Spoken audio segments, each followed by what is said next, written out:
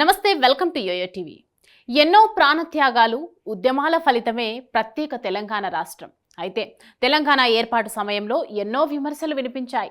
ప్రత్యేక రాష్ట్రం ఏర్పాటు అయితే కరెంటు ఉండదన్నారు, పాలన చేత కాదన్నారు, ఇంకా భాగ్యనగరం సగం ఖాళీ అవుతుందన్నారు, ఆ రాష్ట్రంలో రాజకీయ సుస్థిరత ఉండదన్నారు, ఇంకా ఎన్నో మైనస్లు చూపించారు. కానీ ప్రజా ఆకాంక్ష ముందు ప్రత్యేక రాష్ట్రం ఏర్పాటు చేయక తప్పలేదు.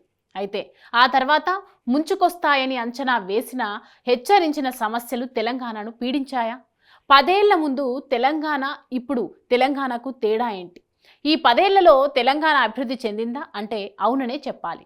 ఉమ్మడి రాష్ట్రంలో తెలంగాణకు ప్రత్యేక రాష్ట్రంగా తెలంగాణకు స్పష్టమైన మార్పు ప్రజలకు కనిపిస్తోంది.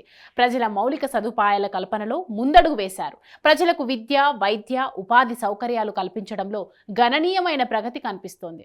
హైదరాబాద్ నగరం ఊహించనంతగా విస్తరిస్తోంది. తెలంగాణ ప్రజల తలసరి ఆదాయం రికార్డు స్థాయిలో పెరుగుతోంది. తెలంగాణకు పెద్ద ఎత్తున వలస వస్తున్న ప్రజల కారణంగా పెరుగుతున్న జనాభా వల్ల వారి అవసరాలు తీర్చడం ప్రభుత్వాలకు సవాల్గా మారినా అధిగమిస్తున్నారు. ప్రత్యేక తెలంగాణ ఏర్పడితే హైదరాబాద్ సగం ఖాళీ అవుతుందన్న బెదిరింపులు వినిపించాయి. కానీ 10 ఏళ్లలో జనం రెట్టింపు అయ్యారు. 10 ఏళ్ల కిందట ఔటర్ రింగ్ రోడ్ లోపలే హౌసింగ్ ప్రాజెక్టులు ఉండేవి. కానీ ఇప్పుడు ఔటర్ దాటి 20 కిలోమీటర్ల వరకు నగరం విస్తరిస్తోంది. అందుకే రీజనల్ రింగ్ రోడ్ ప్రతిపాదన తెరపైకి వచ్చింది. హైదరాబాద్లో పెరుగుతున్న జనాభాకు తగ్గట్లుగా మౌలిక సదుపాయాలు కల్పించేందుకు 10 ఏళ్లలో గట్టి ప్రయత్నాలు జరిగాయి. కరెంటు విషయంలోనూ తెలంగాణ ప్రభుత్వం వేగంగా స్వయం సమృద్ధి సాధించింది. ప్రజలకు తాగు, సాగునీరు విషయంలోనూ ఉమ్మడి రాష్ట్రంలోని సమస్యలను అధిగమించగలిగారు. ప్రతి ఇంటికి మిషన్ భగీరథ ద్వారా కుళాయి సౌకర్యం కల్పించారు.